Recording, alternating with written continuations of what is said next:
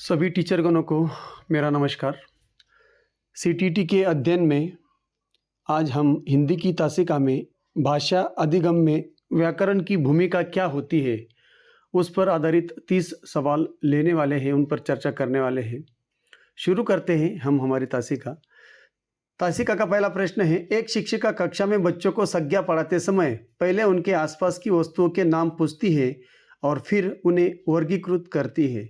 व्याकरण शिक्षण की इस पद्धति को क्या कहा जाता है?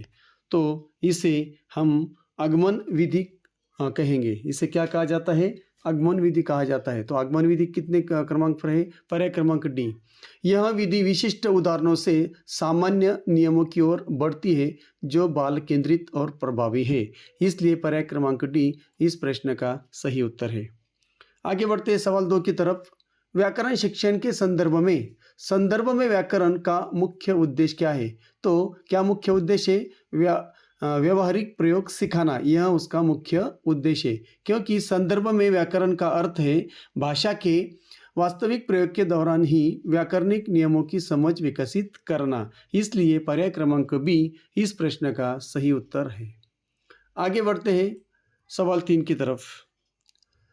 प्राथमिक स्तर पर विद्यार्थियों द्वारा की जाने वाली व्याकरणिक त्रुटियों के प्रति एक शिक्षक की सबसे उचित प्रक्रिया क्या होनी चाहिए?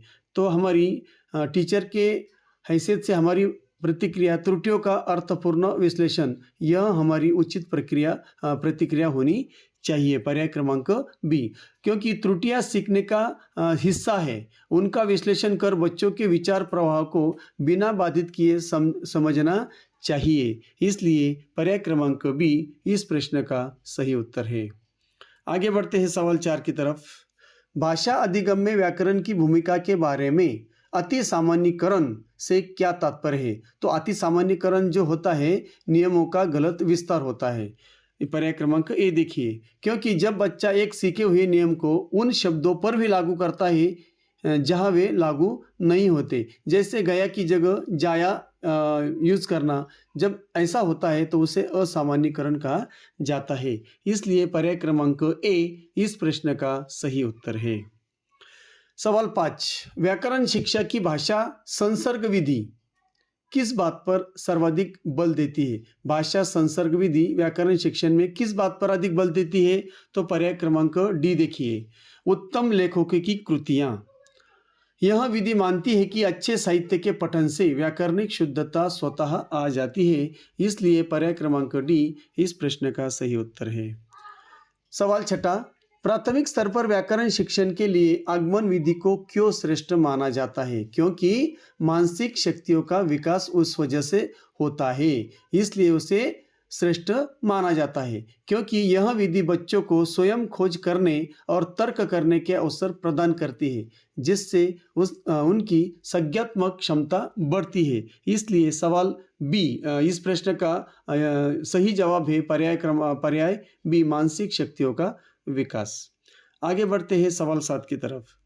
एक बच्चा कहता है, मैंने आज बहुत अच्छा काम किया है। व्याकरणिक दृष्टि से इसमें नेम विभक्ति का प्रयोग किस अधिगम अवस्था को दर्शाता है? तो यह जो प्रश्न है वह व्याकरणिक संरचना का बोध किससे दर्शाता है? वह तो व्याकरणिक संरचना का बोध उसे वो दर्शाता है, क्योंकि कर्ता के साथ विभक्ति का सही प्रयोग इंगित करता है कि बच्चा भाषा की आंतरिक संरचना को समझ रहा है, इसलिए पर्याय क्रमांक डी इस प्रश्न का सही उत्तर है। सवाल 8 की तरफ बढ़ते हैं। कक्षा 4 की एक छात्रा स्त्रीलिंग और पुल्लिंग शब्दों के प्रयोग में निरंतर गलतियां करती है, उसे सुधारने का सबसे प्रभावी तरीका क्या है? तो उसे सुधारने का सबसे प्रभावी तरीका क्या है? विविध भाषाई प्रयोगों के उदाहरण, यह उसका सही सबसे तरीका है, क्योंकि लिंग भेद को रटाया नहीं जा सकता, इसे संदर्भों और वाक्यों में निरंतर सुनकर ही आत्मसात किया जा सकता है, इसलिए पर्याय क्रमांक सी इस प्रश्न का सही जवाब है। सवाल 9 की तरफ बढ़ते हैं। व्याकरण के कार्यात्मक पक्ष से क्या अभिप्राय है? तो क्या अभिप्राय है? तो पर्याय क्रमांक डी की तरफ चलते हैं। प्रयोग आधारित भाषाई दक्षता, उसे ही हम कार्यात्मक पक्ष कहते हैं। कार्यात्मक व्याकरण नियमों की जानकारी के बजाय उनके प्रभावी संचार में प्रयोग पर ध्यान केंद्रित करता है। इसलिए पर्याय क्रमांक डी इस प्रश्न का सही जवाब है। आगे बढ़ते हैं सवाल 10 की तरफ।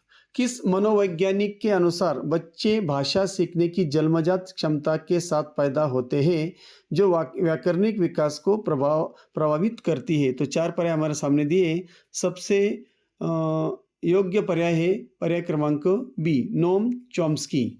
नोम चॉम्स्की का सिद्धांत एलईडी सिद्धांत बताता है कि व्याकरण की बुनियादी संरचना मनुष्य के मस्तिष्क में जन्मजात पैदा होती है, जन्मजाती होती है। इसलिए नोम चॉम्स्की पर्याय क्रमांक बी इस प्रश्न का सही उत्तर है। आगे बढ़ते हैं सवाल 11 की तरफ। व्याकरण शिक्षण की सहयोग विधि का मूल आधार क्या है? क्या है मूल आधार? तो पर्याय क्रमांक सी की तरफ देखिए, गद्य पद्य रचना के साथ शिक्षण। इनमें व्याकरण को अलग विषय न मानकर साहित्य के पाठों के साथ ही पढ़ाया जाता है, इसलिए इसे सहयोग विधि कहा जाता है। इसलिए पर्याय क्रमांक सी इस प्रश्न का सही जवाब है। आगे बढ़ते हैं 12वें प्रश्न की तरफ। प्राथमिक स्तर पर बच्चों के लिए औपचारिक व्याकरण शिक्षण को अनुपयोगी क्यों माना जाता है? क्योंकि तार्किक अमूर्तता की कठिनाई। पर्याय क्रमांक सी, तार्किक अमूर्तता की कठिनाई। छोटे बच्चे ठोस अनुभव से सीखते हैं। व्याकरण के अमूर्त नियम उनकी संज्ञात्मक परिपक्वता से परे होते हैं, इसलिए पर्याय क्रमांक डी इस प्रश्न का सही उत्तर है। आगे बढ़ते हैं सवाल 13 की तरफ। एक शिक्षिका विद्यार्थियों को समाचार पत्र से विशेषण शब्द छांटने के लिए कहती है। इस गतिविधि का मुख्य उद्देश्य क्या है? तो क्या है इस गतिविधि का मुख्य उद्देश्य? व्याकरण का व्यावहारिक अनुप्रयोग। पर्याय क्रमांक बी। वास्तविक दुनिया की सामग्री का उपयोग करके व्याकरण सीखना सबसे अधिक स्थायी और व्यावहारिक होता है, इसलिए पर्याय क्रमांक बी इस प्रश्न का सही जवाब है। आगे बढ़ते हैं सवाल 14 की तरफ। व्याकरण शिक्षण के दौरान विश्लेषण और संश्लेषण प्रतिक्रियाओं का सही क्रम क्या है? तो पर्याय क्रमांक बी देखिए, उदाहरणों का विश्लेषण, नियमों का संश्लेषण। आगमन विधि में पहले उदाहरणों को तोड़ा जाता है, उसे विश्लेषण कहेंगे, और फिर सामान्य नियम बनाया जाता है, उसे संश्लेषण कहेंगे। इसलिए पर्याय क्रमांक बी इस प्रश्न का सही जवाब है। आगे बढ़ते 15वें प्रश्न की तरफ। कक्षा में मानक भाषा और क्षेत्रीय बोलियों के व्याकरणिक द्वंद्व को एक शिक्षक कैसे सुलझा सकता है? कैसे सुलझा सकता है? तो बहुभाषिकता को संसाधन मानकर सुलझा सकता है। पर्याय क्रमांक ए, क्योंकि बोलियों को गलत कहने के बजाय उनके और मानक भाषा के बीच के अंतर को तुलनात्मक रूप से समझाया जाना चाहिए, इसलिए पर्याय क्रमांक ए इस प्रश्न का सही उत्तर है। 16वां प्रश्न। व्याकरणिक नियमों की स्वचलितता का क्या अर्थ है? तो स्वचलितता किसे कहेंगे? बिना सोचे सही प्रयोग करना। तो पर्याय क्रमांक सी दिया है, जब बच्चा बिना नियमों को याद किए स्वाभाविक प्रवाहों में व्याकरणिक रूप से सही बोलता है तो उसे स्वचलितता कहते हैं, इसलिए पर्याय क्रमांक सी इस प्रश्न का सही जवाब है। 17वें प्रश्न की तरफ चलते हैं। एक विद्यार्थी पढ़ रहा है को पढ़ता है लिखता है, तो लिखने में गलती करता है, यह किस प्रकार की व्याकरणिक त्रुटि की ओर संकेत करता है? तो उसे यहाँ पर पढ़ता है और पढ़ रहा है, ये जो काल है, काल और पक्ष संबंधी यह त्रुटि मानी जाएगी। पर्याय क्रमांक ए, क्योंकि विद्यार्थी निरंतरता और सामान्य वर्तमान के बीच के सूक्ष्म व्याकरणिक अंतर को नहीं समझ पा रहा है, इसलिए पर्याय क्रमांक ए इस प्रश्न का सही उत्तर है। आगे बढ़ते हैं सवाल 18 की तरफ। व्याकरण शिक्षण की किस विधि को मनोवैज्ञानिक विधि कहा जाता है? क्योंकि यह छात्र की जिज्ञासा को बढ़ाती है, तो इसे हम आगमन विधि कहेंगे, क्योंकि यह सक्रिय खोज और छात्र की मानसिक रुचि पर आधारित है, जो इसे मनोवैज्ञानिक रूप से श्रेष्ठ बनाता है, इसलिए पर्याय क्रमांक सी इस प्रश्न का सही उत्तर है। आगे बढ़ते हैं 19वें प्रश्न की तरफ। व्याकरण की औपचारिक और अनौपचारिक भूमिका में मुख्य अंतर क्या है? औपचारिक और अनौपचारिक। अब व्याकरण औपचारिक और अनौपचारिक, इनमें क्या अंतर है? तो चेतन बनाम अचेतन ज्ञान। पर्याय क्रमांक बी। तो औपचारिक व्याकरण नियमों की सचेत जानकारी है, जबकि अनौपचारिक प्रयोग भाषा अर्जन का अचेतन हिस्सा है, इसलिए पर्याय क्रमांक बी इस प्रश्न का सही जवाब है। आगे बढ़ते हैं सवाल 20 की तरफ। प्राथमिक कक्षाओं में व्याकरण शिक्षण के लिए चित्रकार का उपयोग कैसे सहायक होता है? कैसे सहायक होता है? तो इसका उत्तर पर्याय क्रमांक डी में है। मूर्त उदाहरण प्रदान करना। चित्र बच्चों को अमूर्त व्याकरणिक अवधारणाओं जैसे विशेषण या क्रिया को आंखों के सामने देखने में मदद करते हैं। इसलिए पर्याय क्रमांक डी इस प्रश्न का सही उत्तर है। आगे बढ़ते हैं सवाल 21 की तरफ। व्याकरण अधिगम में प्रतिक्रिया की क्या भूमिका है? तो इसका उत्तर है पर्याय क्रमांक डी, सुधारणात्मक निर्देश प्रदान करना, क्योंकि उचित फीडबैक से बच्चों को अपनी गलतियों का एहसास होता है और वे सही संरचना की ओर बढ़ते हैं। इसलिए पर्याय क्रमांक डी इस प्रश्न का सही जवाब है। प्रश्न क्रमांक 22। द्वितीय भाषा यानी लैंग्वेज 2 के रूप में हिंदी सीखते समय व्याकरण शिक्षण को अधिक आवश्यक क्यों हो जाता है? इसका जवाब भी पर्याय क्रमांक डी में है, स्वाभाविक परिवेश का अभाव।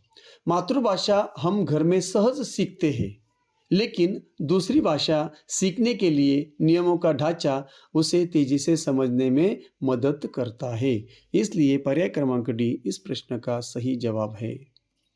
23वां प्रश्न देखिए। व्याकरण शिक्षण की सूत्र विधि की सबसे बड़ी आलोचना क्या है? क्योंकि सूत्र विधि में रटने की प्रवृत्ति को बढ़ावा दिया जाता है, इसलिए यह उसकी सबसे बड़ी आलोचना मानी जाती है। पर्याय क्रमांक ए देखिए, रटने की प्रवृत्ति को बढ़ावा। यह विधि समझने के बजाय नियमों को कंठस्थ करने पर जोर देती है, जो बाल मनोवैज्ञानिक के प्रतिकूल है। इसलिए पर्याय क्रमांक ए इस प्रश्न का सही जवाब है। आगे बढ़ते हैं सवाल 24 की तरफ। कक्षा में व्याकरण पढ़ाते समय तुलनात्मक विधि कब उपयोगी होती है? कब उपयोगी होती है? तो यहाँ पर पर्याय क्रमांक डी देखिए, मातृभाषा और लक्ष्य भाषा के बीच। बच्चे की मातृभाषा के व्याकरण और नई भाषा के व्याकरण की तुलना करने से अवधारणाएं अधिक स्पष्ट होती है। इसलिए पर्याय क्रमांक डी इस प्रश्न का सही उत्तर है। सवाल 25। व्याकरण शिक्षण में आवृत्ति रिपीटेशन का महत्व क्या है? व्याकरण में आवृत्ति का क्या महत्व है? तो इसका भी जवाब पर्याय क्रमांक डी में दिया है, भाषाई आदतों का सुदृढ़ीकरण। निरंतर अभ्यास से सही व्याकरणिक संरचनाएं बच्चे के अचेतन मन में बैठ जाती है। इसलिए पर्याय क्रमांक डी इस प्रश्न का सही उत्तर है। सवाल 26। एक शिक्षिका पाठ पढ़ाते समय संधि के नियमों को रेखांकित करती है। यह व्याकरण शिक्षण का कौन सा रूप है? यह व्याकरण शिक्षण का औपचारिक और एकीकृत रूप है। पर्याय क्रमांक सी। अब देखिए, नियम बताना औपचारिक होता है, लेकिन पाठ के बीच में नियम बताना उसे एकीकृत बनाता है। इसलिए पर्याय क्रमांक सी इस प्रश्न का सही उत्तर है। 27वें प्रश्न की तरफ पढ़ो। व्याकरण शिक्षण में खेल विधि का प्रयोग प्राथमिक स्तर पर क्यों सफल है? क्यों सफल है? क्योंकि पर्याय क्रमांक डी देखिए, क्योंकि तनाव मुक्त और सहज अधिगम होता है। खेल में बच्चे बिना किसी मानसिक दबाव के कठिन व्याकरणिक अवधारणाओं को सीख लेते हैं। इसलिए पर्याय क्रमांक डी इस प्रश्न का सही जवाब है। 28वां प्रश्न। व्याकरण शिक्षण का नियम से उदाहरण की ओर जाना किस विधि की विशेषता है? देखो, अब उदाहरण से नियम की तरफ जाना उसे हम आगमन विधि कहेंगे, और जब नियम से उदाहरण की तरफ जाया जाता है तो उसे हम निगमन विधि कहा जाएगा। पर्याय क्रमांक सी, निगमन विधि। निगमन विधि में सामान्य नियम पहले प्रस्तुत किए जाते हैं और फिर उन्हें विशिष्ट उदाहरणों से पुष्ट किया जाता है। इसलिए पर्याय क्रमांक सी इस प्रश्न का सही जवाब है। सवाल की तरफ बढ़ते हैं 29। एनसीएफ 2005 के अनुसार भाषा की कक्षा में व्याकरण को किस प्रकार देखा जाना चाहिए? तो किस प्रकार देखा जाना चाहिए? एनसीएफ में भाषा की आंतरिक व्यवस्था के रूप में देखा जाना चाहिए, क्योंकि व्याकरण अलग से कोई नियम संग्रह नहीं है, बल्कि भाषा को संगठित रखने वाली उसकी अपनी आंतरिक व्यवस्था है। इसलिए पर्याय क्रमांक ए इस प्रश्न का सही उत्तर है। और आखिरी प्रश्न, व्याकरणिक योग्यता और निष्पादन में क्या अंतर है? अब योग्यता और निष्पादन में क्या अंतर है? तो यहाँ पर पर्याय क्रमांक डी देखिए, नियमों का ज्ञान बनाम उसका प्रयोग। नियमों का ज्ञान जो होता है हम उसे योग्यता कहेंगे, और निष्पादन जो है उसका उनका प्रयोग होता है, क्योंकि योग्यता नियमों की आंतरिक समझ है, जबकि निष्पादन वास्तविक परिस्थितियों में उनका किया गया प्रयोग है। इसलिए पर्याय क्रमांक डी इस प्रश्न का सही जवाब है। तो इस तरह हमने 30 प्रश्न देखे हैं। आशा करता हूँ आपको समझ में आए होंगे। अगर समझ में आए होंगे, अगर वीडियो अच्छी लगी है तो अवश्य इसे लाइक कीजिए और कमेंट्स भी कीजिए, और अगर अभी भी चैनल को सब्सक्राइब नहीं किया तो ज़रूर कीजिए, ताकि आने वाले सभी वीडियो या पिछले और आगे के आपको सभी प्राप्त हो सके। इसलिए चैनल को सब्सक्राइब ज़रूर कीजिए। मिलते हैं नई तासिका में नए विषय के साथ। तब तक के लिए जय हिंद, जय महाराष्ट्र।